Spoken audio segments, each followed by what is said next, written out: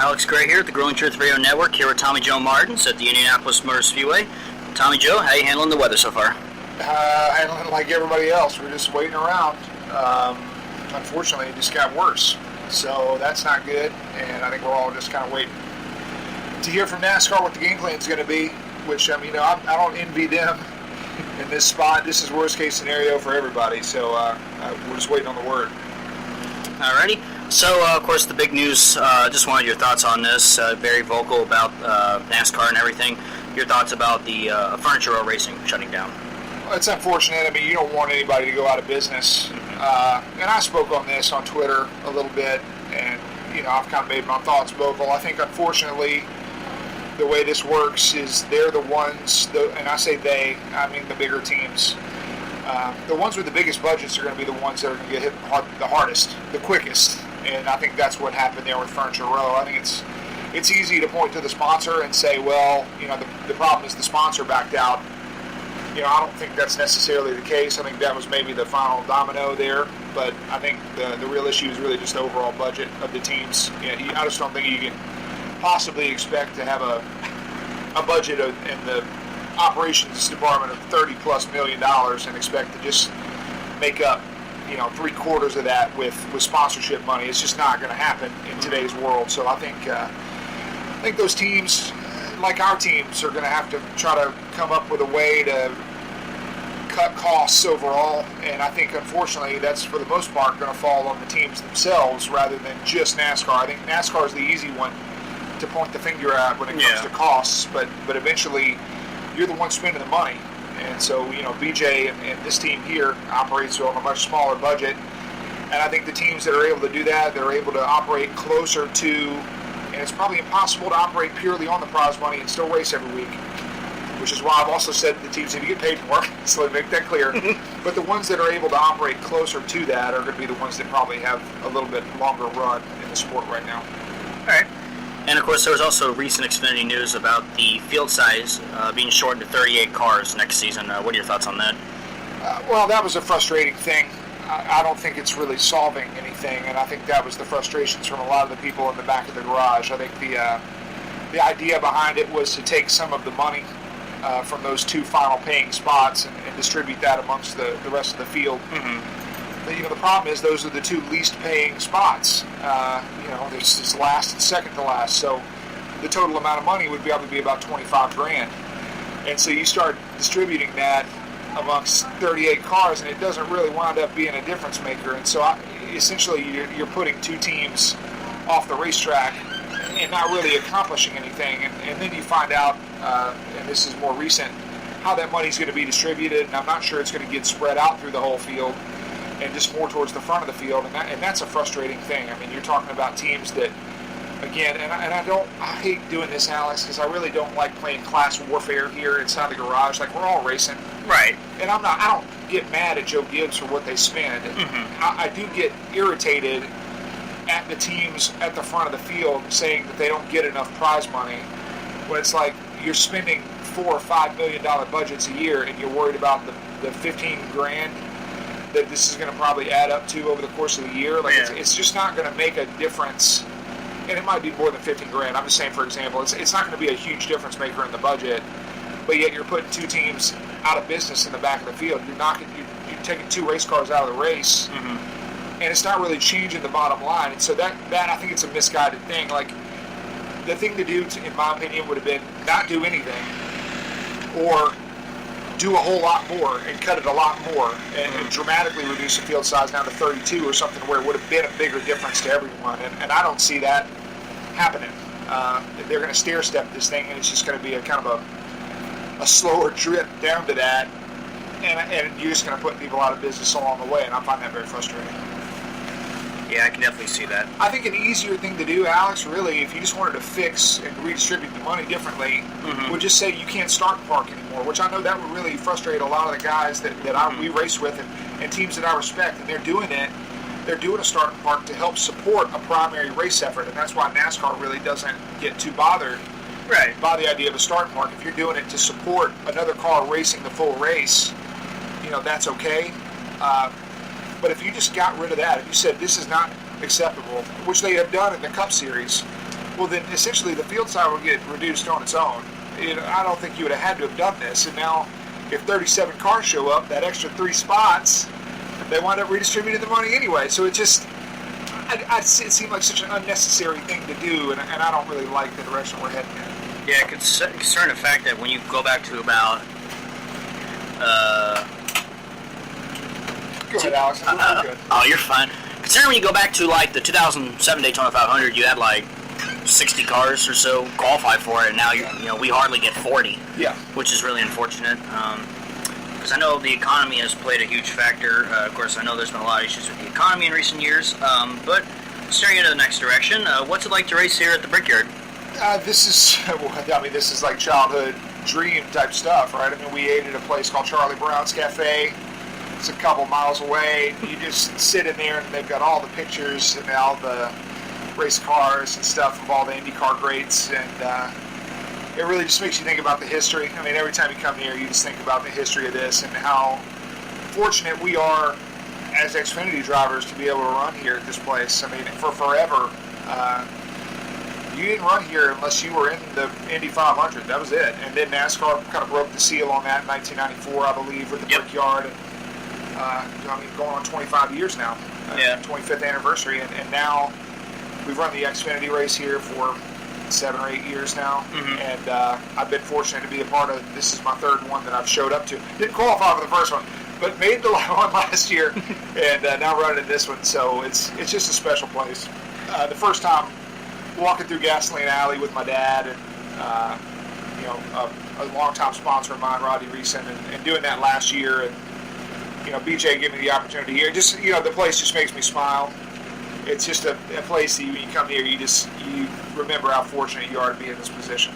Oh yeah, I remember the first time I came here was the 2005 Brickyard 400. I remember sitting closer to the pit road side when Tony Stewart won that.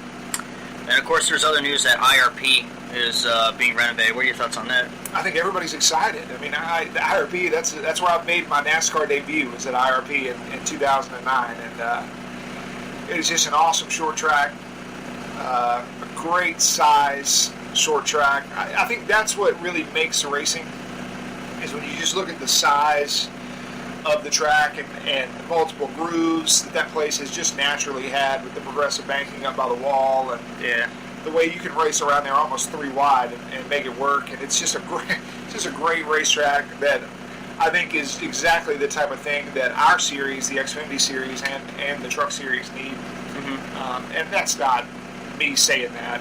Right. That's everybody saying it. Yeah. These are the type of places we wish we went back to. And to hear the news about them and them kind of revamping. Rockingham has announced the plan, National Fairgrounds and SMI's involvement, which that's the most encouraging thing. When you hear that Speedway Motorsports Incorporated is joining up and making a push, that's what you need to hear. If you're serious about a race going somewhere, either ISC or SMI need to be involved. Yeah. So that idea that we can go back there is encouraging, and so that's 3 right off the top that you think, hey, we got a chance to go race at these places, and everybody's got more, like Milwaukee Mile and Memphis and Myrtle Beach and South the Boston. The big one, North Wilkesboro. North Wilkesboro. North Wilkesboro is a place that I'd love to see restored. I think a lot of other people would. Yeah, that'd be cool. To me, Alex, that's a place now that it's just symbolism there. And you can't put a price on this, and this is what I keep saying. Everybody talks about the costs, and it's too far gone and all this. I think there's a symbolism to the fan of NASCAR that when we moved away from Wilkesboro and Rockingham and moved those dates to Texas and California, that it was that big shift of we're moving on from the history of this.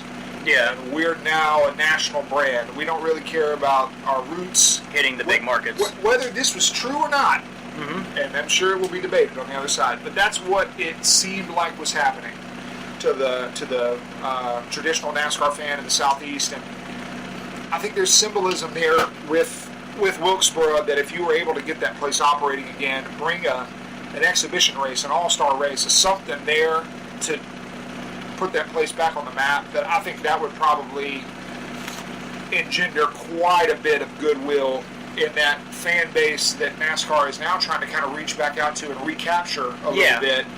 I just think the goodwill there couldn't be underestimated. Yeah, because there's a guy on YouTube named Griff Dog, and he's making something called, with NASCAR Racing 2003 season, he's making the All-Summer Showdown, and it's based at North Wilkesboro. And actually, he put you in it as well. Oh, that's cool to hear. Yeah. I'd love to be a part of it. And to me, that's what I think the All-Star race could be. I know we're kind of going off on a tangent here, but I've thought about this. If you held a All-Star race at Wilkesboro, first of all, tickets are going to be tough to get. Right, 30,000 seat grandstand. It'd be tough to get a ticket. Oh yeah. Same thing is kind of like a throwback type of deal. And what if you made it open where it was a different type of car or something, to where now it's just the NASCAR All-Star race, where it's Truck Series, Xfinity, Cup, ARCA, National Touring Series winners, Canadian Series, like it's just maybe throwing an open wheel driver. This big thing where you got qualifiers to the main and all sorts of stuff. Yeah, I think that is like this where you had a pit crew competition and a lot of other stuff kind of going on as part of the weekend. I think that could be a real big shift in what this is, and also a kind of a nod to the history of the sport. I think everybody's looking at the race at Charlotte and going, wow, that was a cool race we put on last year with that aero package. I just see that as more of a... I mean, any All-Star race honors everything about NASCAR, right? I mean, the NBA All-Star Game, the MLB All-Star Game, they bring back the greats. Oh, yeah. And I think you can do a lot of that, too, with the legends coming back and signing autographs, or maybe running a legends race, or whatever it is. Yeah, occasionally get someone like even Jeff Gordon to run a race. Or Wallace, or anybody. Yeah, so I think that would be the way I was leaning. Obviously, I have zero pull on any of this.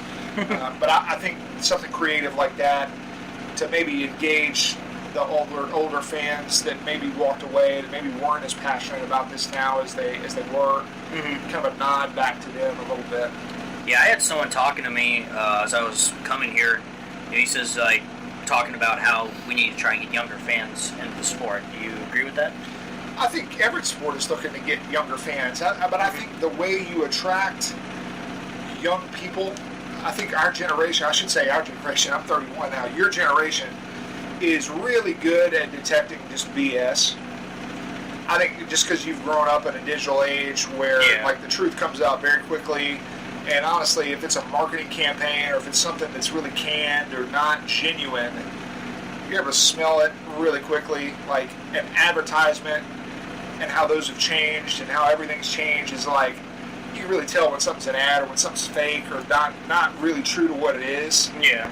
And I think NASCAR's really struggled for an identity in the marketing. Like, do we market this as really crazy, wild action? Do we market this as more traditional, Southern roots NASCAR? Well, who are we really playing for? And to me, the answer to all this is just be who you are. Yeah. Just be true to what you really are. And I think what NASCAR really is a tight-knit, small sport. It's a niche sport that grew to a big thing. Yeah. And so you just need to return back to your little niche, and I think it's just going to make everybody overall happier in the entire industry. Yeah. And then the impression that you're going to get when you go talk to a race fan is like, so what do you think about NASCAR? Well, those are the best drivers in the whole country. No doubt. That's the best drivers, best teams, best racing, and there's no doubt about it. Whereas now if you ask a NASCAR fan that, are you necessarily going to get that answer? Like, you're probably going to get, well, I don't like that they do fill in the blank now. Yeah. It's just all the things you've changed. So I think that return back to your culture, back to your roots, back to kind of what started this, getting away from a lot of the things we've done, which were all done with good intentions, but have just backfired in the sense of the sentimentality about the sport. So I just think it's kind of like you take a step back to really move forward. And it might not be reflected initially by the numbers, but I think that when a young person sees what it is and the history of it and everything that goes into it, I think it's just a more genuine experience, and it's a happier experience for everybody involved. And I think that's what attracts people to it, rather than, because unfortunately our industry right now is surrounded by negativity. NASCAR's not wrong when they say that, But it's tough when they're the ones that have created a lot of the negativity. Like, you can't complain about the negativity when you caused a lot of it. So yeah, there's all sorts of people. I always see it on Facebook and Twitter all the time. yeah, and it's tough, and it's at the racetrack too. I mean, people notice that things have changed quite a bit. So Yeah. I think it's just that idea of kind of going back, racing style-wise, and maybe to some of these markets that you've forgotten about, engender some of that kind of that positivity, and I think that attracts young people, old people, everybody. Yeah. So you mentioned the aero package they use for the All-Star race, and of course you run the restrictor plates in this race. Do you think that's a good idea, or how do you feel about that? Well, I think the direction we need to be going is a bigger motor and less tire. Mm-hmm. I think a lot of the drivers would tell you the same thing. I think we're going the opposite way. We've tried to slow these cars down with less horsepower, and the counter to that is we're just going to engineer more things on them, aerodynamics and everything that you can't see to the naked eye. To a casual fan, they don't see drag ducts. I mean, they don't see, the side skirt flex, and they don't see shark fins and all the other stuff, underpins, and a lot of the stuff that we're doing to create downforce and make these cars faster in spite of a horsepower difference, where you put a plate on a motor and restrict the flow and the tapered spacers and all this.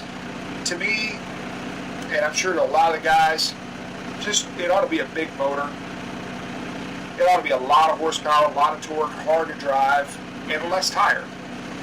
And make them hard to drive and get them off the ground a little bit. We'll reduce some of that dependence on air, and I think that produces better racing.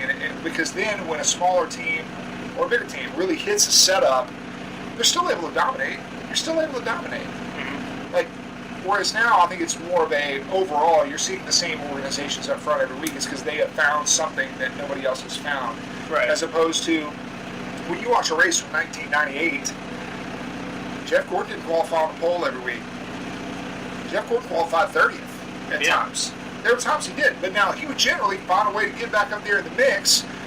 But it wasn't just the same teams up front every week. I mean, a smaller team could hit on something, and all of a sudden they were good. Hey, we're good at Phoenix.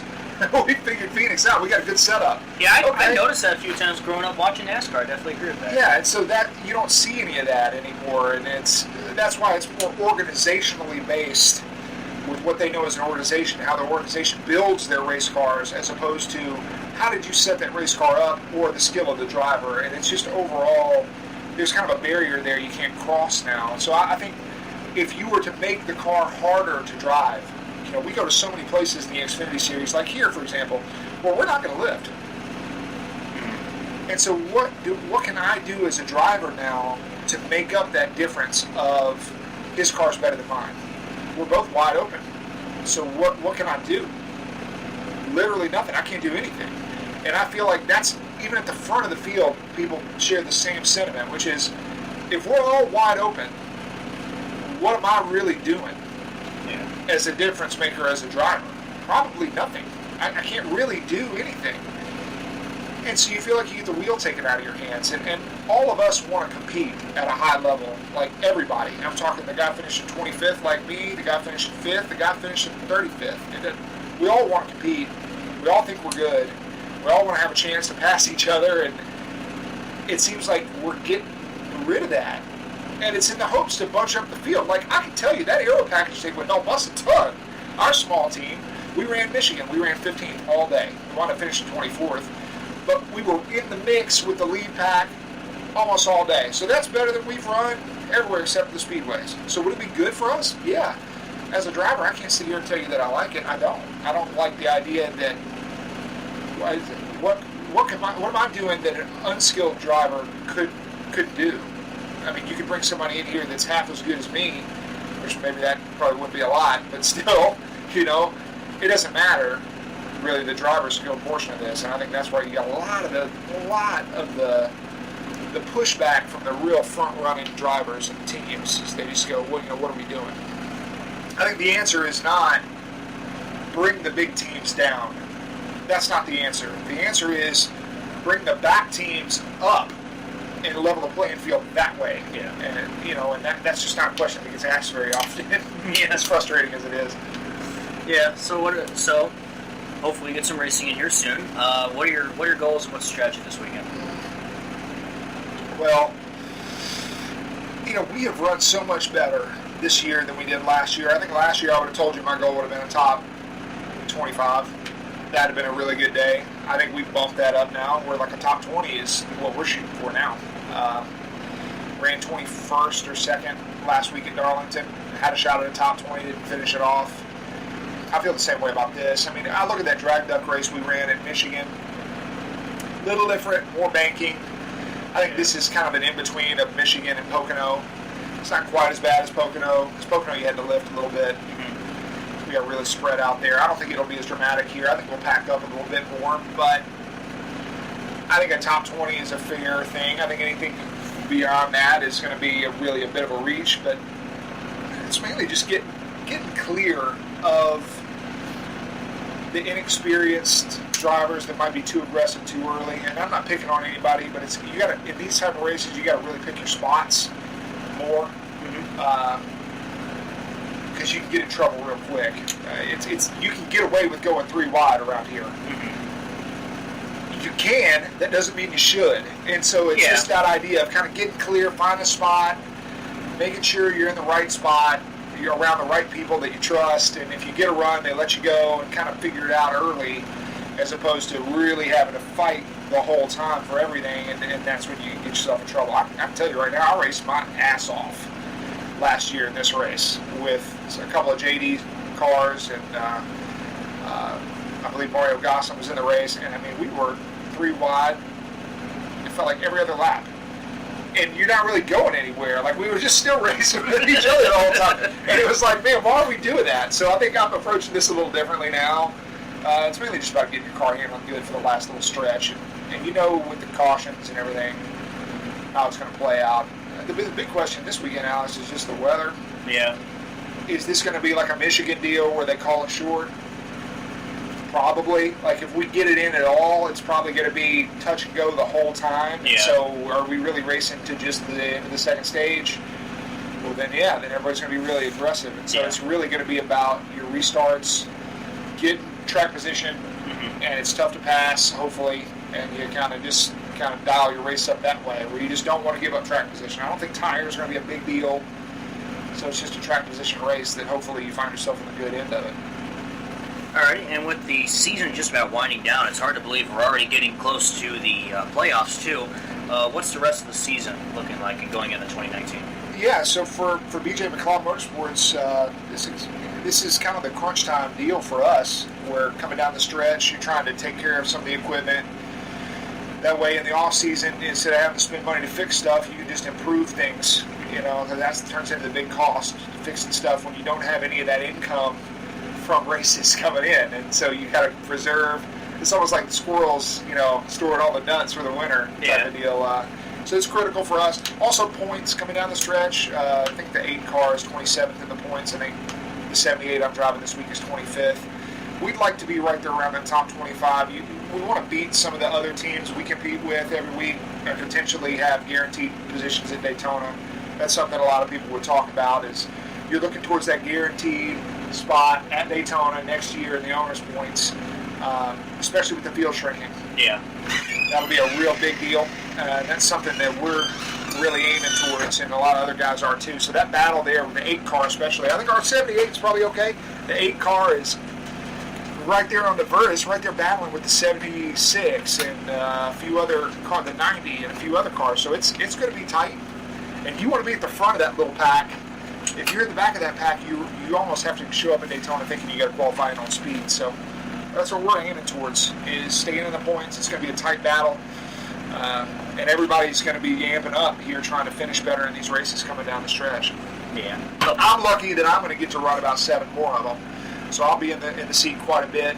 And BJ looks at that as, he wants a veteran driver in the car coming down the stretch to potentially solidify the points, and that's my goal. And it's one race at a time, but it's a season-long thought of, okay, we know where we got to be at the end of this. All right, just a couple more questions. It's kind of a silly question. Of course, NASCAR Heat 3 comes out today. You're in the game? Yeah, excited about that. This is the second year in it, which if you had told me that as a little kid I get to be in a video game, I'd have laughed at you. Wouldn't really thought about it much. So it's cool to be back in it. I'm sure this is where all the messages are going to start popping up of everybody saying that I wrecked them on the game or whatever. I'm driving with, I'm your teammate. Yeah, or I'm your teammate, or I just took your spot, or something like that, which I always laugh at those. I mean, that's fun. And I can't wait to play it. I think, last year's game, it's kind of hot and cold with it a little bit. I'd play it in a bunch, and then I'd kind of put it down. And, with that, I think this year's game, they expanded the career mode. I'm excited about that. That's something that I've really, really wanted them to do, is expand the career mode quite a bit. Yeah. I'm excited to play it. I want to see what it's like. Same. I'm really excited to play that game. And lastly, anyone you want to thank? Shout-outs, sponsors, thank you? Yeah, Ronnie Reeson. I think my dad, who just walked in here looking for something. I don't know what he's doing. But yeah, I thank BJ and everybody just, put me in this spot. Biggest thing is just getting an opportunity here.